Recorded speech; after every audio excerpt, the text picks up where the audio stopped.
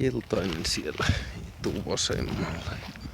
Tästä mä tulin ja tiesin missä mennään. Sitten piti vaatua notko tonne oikealle. Avautukin sinne. Tässä mä heitin. Tässä on meikäläisenkin jälkiin. Tähän. Sitten mä vähän niinku tarkistin tilanteet.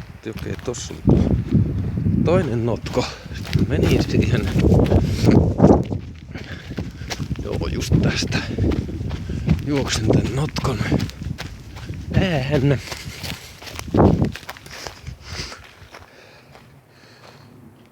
Joo. Tässä se niinku alkoi sakkaa. Koska se notko loppuu niinku tähän.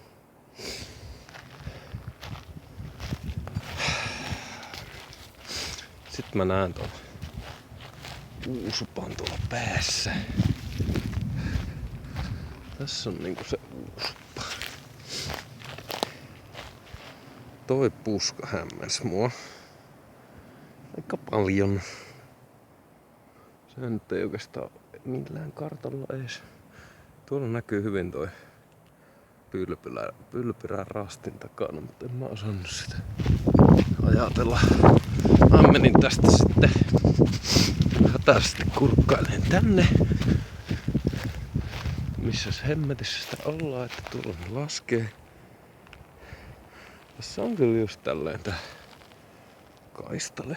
Tuossa on pistekumpari ja vihreä pylpyrä ja siitä pitäisi osata tohon mennä ihan nätisti. Tää on tää vedenjakaja kyllä ihan oikein tässä. Niinku arvelinkin.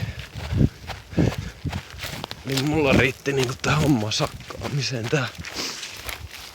Että tää notko rakenne ei oo yhtenäinen, vaan tässä on tämmönen sääkelin patti. Joo. Laitan nyt vielä uusiksi.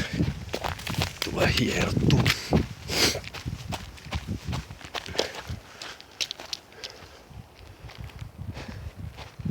Eli nyt tullaan notko ylös. Hirveä patti. Suunta on ihan hyvä, mutta mä rupean keskittymään tähän pattiin. Sitten toi on se johtokäyrä kulma. Siellä on puskaa. Pitääkin tässäkin. Eikö tässä ei pitäisi. Niin, tää on se pistekumpani. Joo. Hyvä Pasi. Selvispä sekin. Ja tässäkin toi rastin takana oleva sääkelin pylpyrä olisi pelastanut koko homma. Mä lähden häppeen kotiin. Heippa.